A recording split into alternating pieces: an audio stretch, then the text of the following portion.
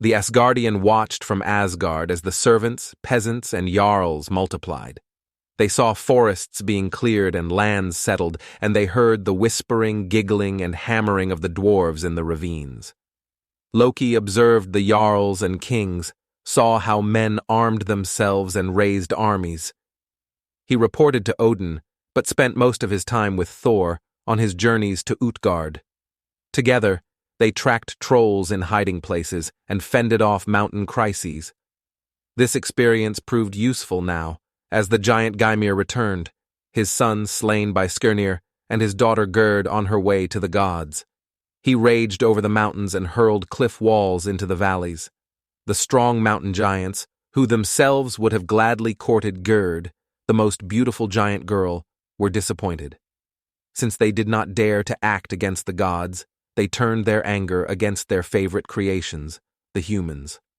Thor had to protect them and fend off many intruders, but the swords of the gods became dull or broke, swords were bent, weapons forged by the Asgardians proved not hard enough in battle.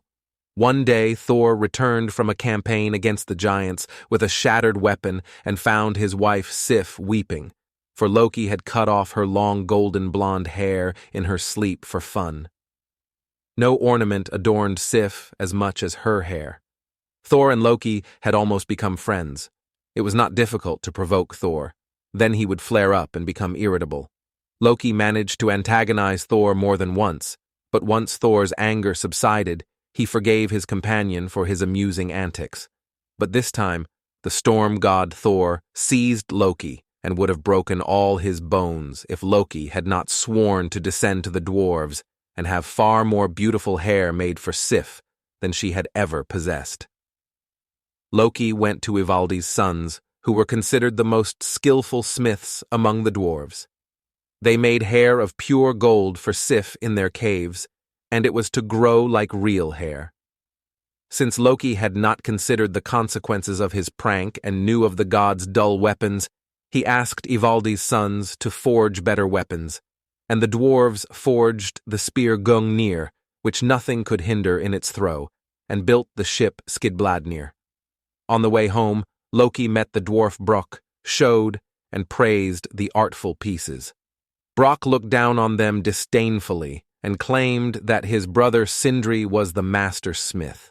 He could forge pieces that would bring the gods even more benefits. In exuberance, Loki bet his head that Sindri could not make 3 equally valuable pieces like Sif's golden hair, the ship Skidbladnir, and the spear Gungnir. Brok giggled and bet his head against it. Brok hurried to his brother and reported on the agreement. They both went to the forge at once. Sindri placed a bellows made of pig skin in the forge and asked Brok to blow until he took the piece out of the forge. As soon as Sindri left the forge and Brok began to blow, a fly landed on his skin and stared at him.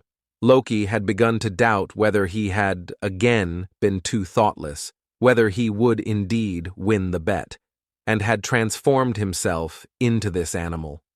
Brok kept the pain to himself and blew until Sindri took the piece out of the forge. It was a boar with golden bristles, called Gullinborsti. Then Sindri placed gold in the forge and asked Brok to blow until he returned. When Sindri went out, the fly buzzed again, landed on Brok's neck and stung twice as hard, so that Brok almost stopped blowing from the pain. However, he continued to work the pigskin until Sindri took the second forged piece out of the forge. It was the gold ring, Draupnir. Finally, Sindri put iron in the fire and urged Brok to blow unceasingly. He gave a stern warning that the piece would become useless if he diverted himself from blowing even for a moment. This time the fly landed between Brok's eyes and stared into his eyelids. Brok continued to blow until blood dripped into his eyes, and he could see no more. Then he quickly wiped the fly away with his hand as best he could. At that moment, the bellows collapsed. The smith came in and nearly sighed because the last piece was ruined, and he took a hammer out of the forge, which he called Mjöllnir, the crusher. Sindri gave his brother the boar Gullinborsti, the ring Draupnir, and the hammer Mjöllnir. Then he asked Brok to go to Asgard with the pieces to let the gods decide who had forged the best. Loki also arrived at Odin's hall with the pieces that Ivaldi's sons had forged. Odin, Thor, and Freyr, who was a guest among the Asgardians, sat on the judgment seats. Loki distributed his precious pieces and explained their value.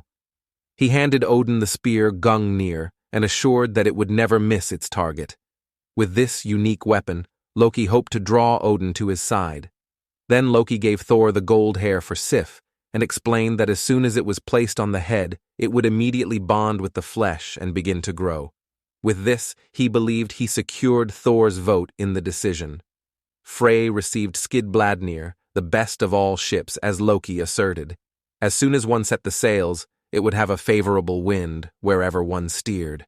And if one went overland or didn't need the ship for other reasons, one could fold it up like a cloth and put it in a bag.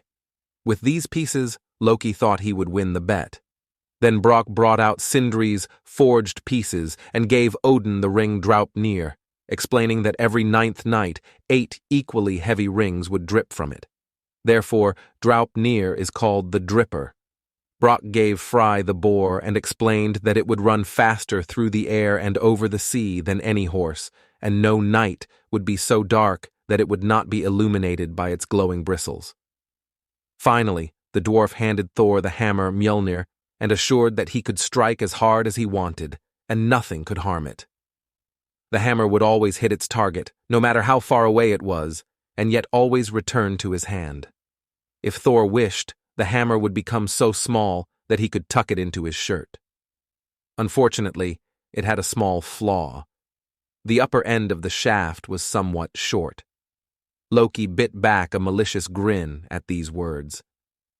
Odin, Thor, and Frey conferred and named the hammer the best piece. It also proved to be the dazzling lightning. Nothing surpassed it as a weapon against the frost giants and other enemies. Sindri was the master smith, and Brock had won the bet. Then Loki asked for a compromise and wanted to get out of the bet by paying a high price. But the dwarf Brock insisted on his right and demanded Loki's head. "Then take it," said Loki. Brock wanted to grab Loki, but he was quick with his shoes and got away. The dwarf asked Thor to catch Loki. Thor was angry because Loki had also harmed the style of the hammer, and he insisted on keeping agreements. He pursued the fugitive with his goat team and brought him back. Brock wanted to cut off Loki's head, but the cunning god argued that the head was his, but not the neck. Had they bet on the neck? The dwarf wanted to pierce holes in Loki's lips and sew his mouth shut so that the impertinent chatterer would be silenced and starve. But the knife didn't cut. Then Brock said he would need his brother's awl. It was immediately at hand. Brock pierced Loki's lips with the awl and sewed them shut. For a brief time, the god's insolent mouth was silenced, but Loki, painful as it was, tore open the seam and freed himself. The gods inspected the pieces that the master smiths had made for them and let Loki go. Freyr rode on the boar Gullinborsti and overtook the fastest horses. Odin trusted his spear Gungnir and was sure that nothing would harm him. Thor carried the hammer Mjöllnir by his side even at night, and he also had a belt of strength that increased his power and iron gloves. When Thor put on the belt and gloves and threw Mjöllnir, he felt invincible. Even the mistrustful Heimdall forgave Loki for the prank with Sif's hair. Later, Odin even praised Loki because he had spurred the best smiths into a competition. Thus, he had bestowed upon the gods magnificent objects that would benefit them for a long time to come.